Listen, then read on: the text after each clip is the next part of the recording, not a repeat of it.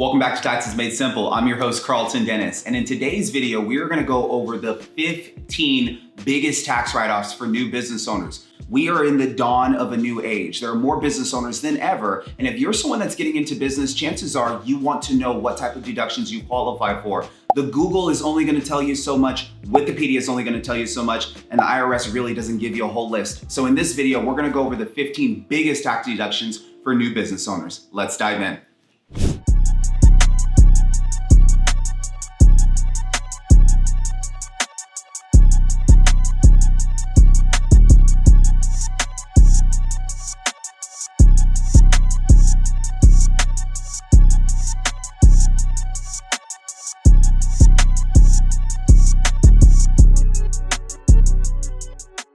Now, one of the biggest tax benefits that you probably already know of being a business owner is some of those personal expenses, those everyday items that you're already spending your money on now get to become business write-offs. But the one thing that a lot of business owners are afraid of is they're afraid of taking their deductions. And part of the reason why is because no one's teaching them what deductions they should be taking. So we're gonna go over 15 of my favorite deductions that you can take if you're a new business owner. They're big deductions. And if you stay to the end, I'll go over 5 advanced tax write-offs that you can take that's gonna put you in a better tax position. Let's get started.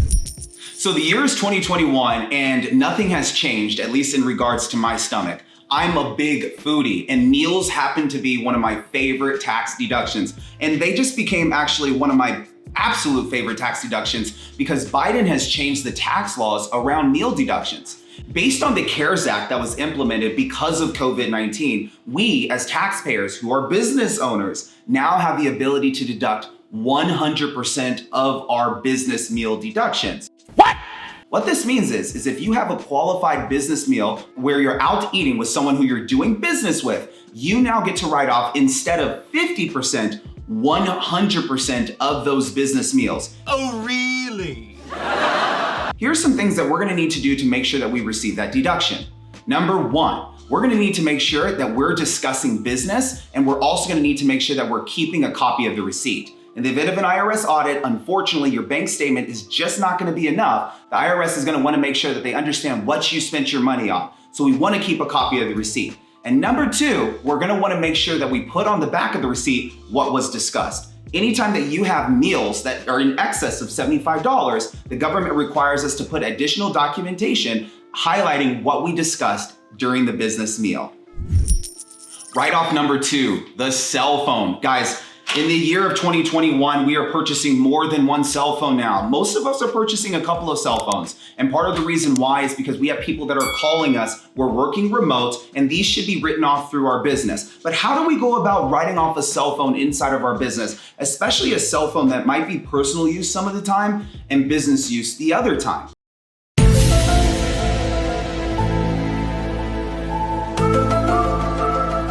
Well, it comes down to dedicating a portion of your cell phone to business and dedicating a portion of your cell phone to personal. One of the things that I like to coach my taxpayers on is realizing that the government likes to base these types of deductions on percentages. There is a percentage that you're using of your phone that's for business throughout the day, the 24 hours that you have, and then there is a percentage that's personal. If you can calculate that time over the course of the week, then we can quantify to determine the percentage that's actually business use versus the percentage that's actually personal use. So that way we never get into fear of wondering, well, is it too much write-off for me to take all of this on my cell phone? We don't know unless we're tracking our expenses. And we don't know unless we're tracking the time. So we always wanna make sure that we're taking the correct steps. We can get into a situation where we're afraid to take our deductions because we did not know what was actually business versus what was personal. So it's so important that we're tracking the amount that's business versus the amount that's personal, so we're not in fear of taking the cell phone deduction.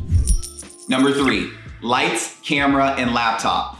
I am someone who is a fanatic about content right now. And part of the reason why is because I believe attention is currency. And if you're a business owner trying to grow your business, you're probably gonna wanna get some content going, which revolves around having a camera or a camera crew, which revolves around having some lights, and you're probably gonna need to upload those videos to a laptop, right? So these are typical items that most business owners have in their business, but how do we go about writing them off? Well, if you didn't know, laptops, cameras, and lights are typically categorized as equipment, and equipment typically gets depreciated over the course of 5 to 7 years, which means that if you're writing off these items inside of your business, they would typically normally be written off over the course of 5 or 7 years. However, you may not want to write these items off over the course of 5 or 7 years. Due to the government's changes, you can leverage bonus depreciation, and you can write off certain items inside of your business, such as your lights, your camera, and your computer, all off in 1 year, reducing your tax bill immediately.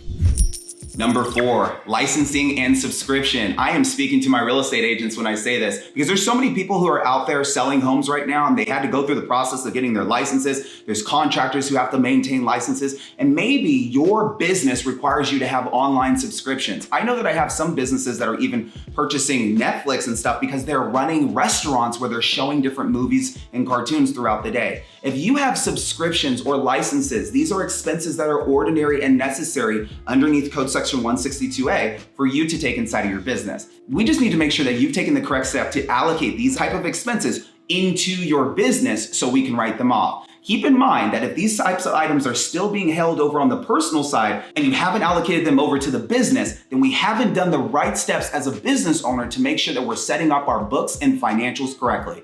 So anytime that you have licensing or subscriptions, we want to make sure that you're allocating these expenses underneath your business bank account. All right, number 5, desks and furniture. Now, this is mainly speaking to my business owners who have offices, storefronts. Maybe they have employees who are just now returning back to work and they're ready to return to those desks.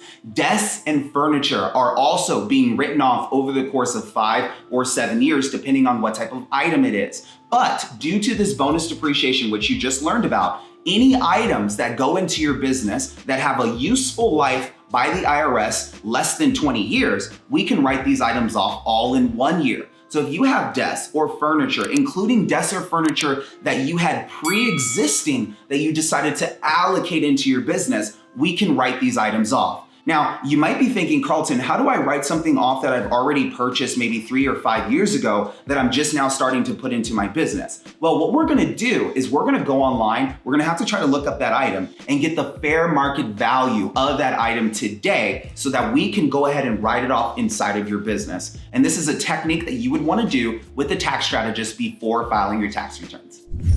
Number 6, legal and professional fees. Legal and professional fees will start to arrive when you're in a place where you're ready to set up your business entity. Most taxpayers may go to an attorney or a CPA or a tax strategist to set up their entity structure. And they may pay for consulting to also talk with a tax attorney about setting up a partnership or a business plan or a real estate deal. Anytime that you are seeking outside help and you're paying for legal services or professional services, you are able to deduct these types of services inside of your business all in the same year. So it's important that you're documenting these expenses and allocating them under your business and not paying for them personally. Number 7, auto. Auto is probably one of the biggest tax deductions for new business owners because they're traveling to go meet with clients to make business happen. And if you're someone who's using your vehicle inside of your business, it's important that you're doing it in the right way. There are 2 different ways in which you can write off your vehicle inside of your business. You can take actual expense, which means that we're writing off all the actual expenses that you have associated with your vehicle, right? The car payment, the car insurance, the gas you put into the car and the tires. Or we can choose to take mileage. Now, mileage means that we get 56 cents per every single mile we drive. That's business related, which means that unless you're driving a lot, you might not take mileage. One thing to remember though, that if you purchase a vehicle, you will also be able to claim depreciation. Depreciation means that you get to write off the vehicle's purchase price over the course of 5 years. That means that if you have a vehicle that's 50,000 pounds, 5 years would be giving you a $10,000 write-off every single year if you're taking a straight line depreciation method. Now, there are other depreciation methods that I discuss in my video on how to write off your dream car that allow for you to write off your vehicle's purchase price all in 1 year. Number 8, travel. Travel is a very important write-off to understand how to do correctly because most business owners believe that just because they're traveling for business, that everything's a write-off because they put it on their business card. This is not true, and the IRS hasn't really shown you how to take travel in the right way. What? So I'm gonna teach you. When you're going about traveling, one of the most important things that you have to make sure that you're doing is that if you're traveling over the course of the weekend, that you're staying on Monday and conducting business on Monday before you travel out. This allows for you to make the whole weekend deductible, which is what most taxpayers are trying to do when they're traveling. Most taxpayers are leaving on a Thursday, they're going and they're trying to travel back home on a Sunday. But if part of that trip is not business related and you didn't do business on Monday, then you can't deduct some of those things that you're doing over the weekend. And that hurts a lot of taxpayers when I tell them that. So in order to avoid getting into this position, we're gonna make sure that when we travel this year, that we're staying till Monday, which just means a little bit more extra travel time so we can get our tax deductions the right way. Number 9, contract labor costs. Contractors are gonna be implemented inside of your business where you're in a place where it's time for you to start outsourcing the work. I work with a lot of business owners, and some of the best business owners are the ones that have moved away from being solopreneurs and they realize that they need people in order to grow their business and to get to a place where they actually have their time back. So when you start hiring contractors inside of your business, any contract labor that you pay out will be tax deductible in that year that you pay them. So it's important to make sure that we're utilizing contractors in our business if it makes sense to, and if we're at a place where we can afford to do so. Number 10, cost of goods sold. Cost of goods sold is an important business terminology to understand, especially for new business owners, and especially for business owners who are providing products. When you are getting into business, you are going to have items that allow for you to sell the products or services that you provide. Let's just say I decided to start a lemonade stand, right? And if I started a lemonade stand, I'm gonna be selling lemonade, and there are gonna be items that I need in order to sell that lemonade. I'm gonna need water, of course I'm gonna need lemons, I'm probably gonna need a little bit of sugar. And maybe if I get really good at my business, I might even start to bottle up my lemonade into glasses and I might ship them out. So there's labeling costs as well. All of these different items that I'm spending my money on go into what's called cost of goods sold. And cost of goods sold are deductible in the same year of business. So it's important that we're tracking all of the costs that we have in order for us to sell our products or our services inside of our business. Now that we've gotten past the beginner tax write-offs, it's the time that we get to the boss level, which is the advanced tax write-offs. Now that you're making some good money, it's time that you start taking some bigger tax write-offs. So let's go over some advanced write-offs that you can leverage.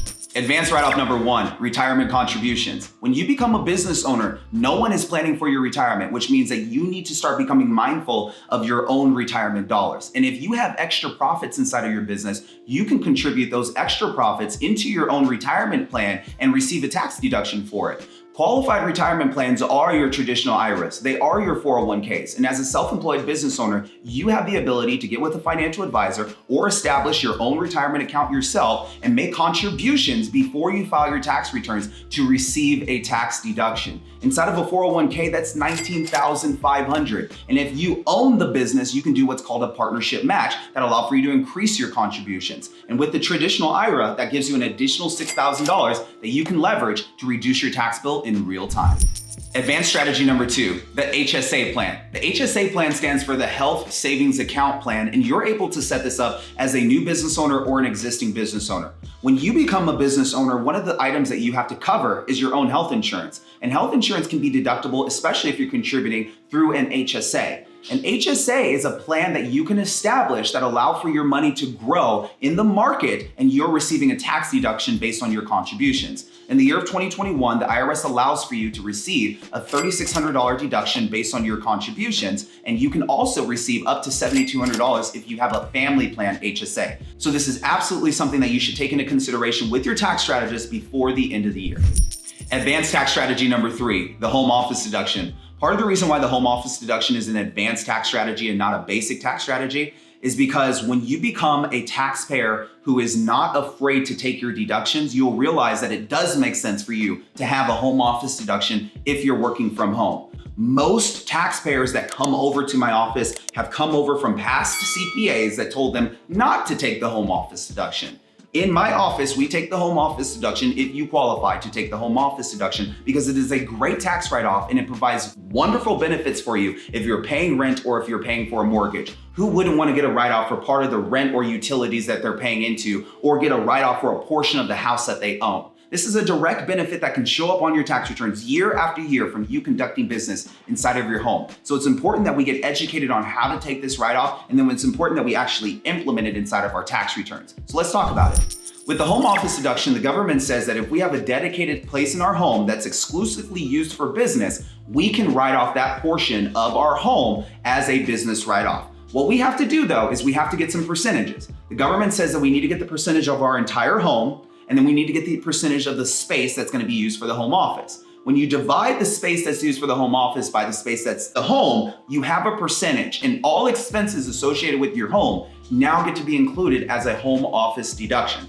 So this is something that you can track as a taxpayer, but if you have trouble figuring out how to track it, this is something that a tax professional can help you with right now before the end of the year. Advanced strategy number 4, bonus depreciation. I've discussed bonus depreciation being used on equipment and being used on vehicles. Bonus depreciation is an advanced strategy because you need to determine when it makes sense to pull the trigger on bonus depreciation. If you're bonus depreciating everything inside of your business, you could be in a place come next year where you have nothing that you can write off because you were bonus depreciating everything. We need to have a strategy around utilizing bonus depreciation as you are purchasing products or supplies or equipment inside of your business. And that includes vehicles. Everything inside of your business has a useful life. It can be written off over 1 year, 5 years, 7 years, 15 years, but it's up to us to determine whether or not it makes sense to accelerate the depreciation and write something off all in 1 year, which is what bonus depreciation is. So anytime that you are thinking about leveraging this advanced tax strategy, please make sure that you're running the numbers first with your tax strategist. Advanced tax strategy number 5, self-employment tax. And this really is not a strategy, but it's something that I'm putting at the end of this video because it's so important for taxpayers to know this. When you're a business owner, you're paying into self-employment tax on income up to $130,000. And unless you have switched out of your LLC or sole proprietorship to an S corporation, you're going to pay self-employment tax, which is a 15.3% tax that goes on top of your federal taxes and state taxes. Self-employment tax is deductible 1/2 when you're a sole proprietor or an LLC, but it's completely eliminated when you become an S corp. One thing you have to remember is that S corporation owners do pay payroll taxes, so they're still paying into Social Security and Medicare, but you end up paying far less when you have reached a threshold where the benefits outweigh the cost to switch out of the LLC to the S corp. If you have any questions on when you should be switching from an LLC to an S corp, just visit my video on when to switch from an LLC to an S corp. It goes over exactly when you should be considering making the switch. Now that we've gone over 15 of my biggest tax deductions for 2021, we need to talk about how you're going to actually implement these tax deductions so you can get the tax savings. It's one thing to watch a YouTube video, hear about all these cool things that you can do as a business owner, but then there's another thing to get back outside of this video and be like, okay, how does that actually all happen? So we need to discuss what you need to do as a taxpayer directly after this video to make sure that you can start getting these tax savings. The number one thing that you need to do as a taxpayer is you need to have your accounting system in place. I cannot stress this enough. In order for us to be able to implement strategies, we need to be operating in real time. Well, what does that mean? Well, if you're a business that's running transactions on a daily basis, maybe you have someone shopping on your Shopify account, or you have someone purchasing things inside of your Amazon account, whatever it might be, how are you accounting for the income and expenses? Are you accounting for it on a monthly or weekly basis? Or are you waiting until the end of the year to account for 12 months of income and expenses? It's going to be really hard to make financial decisions in the month of December if you haven't done your bookkeeping and accounting going back to January. As a matter of fact, most taxpayers are in a place where they end up owing on their taxes more than they should be because they never got into a place where they're doing their accounting ahead of time. When you are doing your accounting ahead of time, it's easy to run tax projections. You can forecast the amount of money you're gonna owe versus the amount of money you could possibly receive back in a refund. And then your tax strategist, someone like myself, can have an impact on that number. And if that's something that you seek to be able to reduce your overall liability, then getting your accounting in order will be your number one thing. And last but not least, do the tax planning ahead of time. I can't stress this enough. Most taxpayers who end up saving a lot of money on taxes planned for saving a lot of money on taxes, which means they're meeting with their tax strategist ahead of time. It's one thing to show up in your CPA's office during the months of January, February, March, and April, like most taxpayers do, thinking you're gonna save money on your taxes. And it's another thing showing up in the year that you're actually making money, making financial decisions. This is giving your CPA or your tax strategist time to come up with the strategies, educate you, ask the right questions so you can get the right tax savings. My name is Karlton, and if you guys like this video today, I'd love for you to like, comment, subscribe so I can continue to make more content like this for you guys, and I look forward to seeing you on the next video.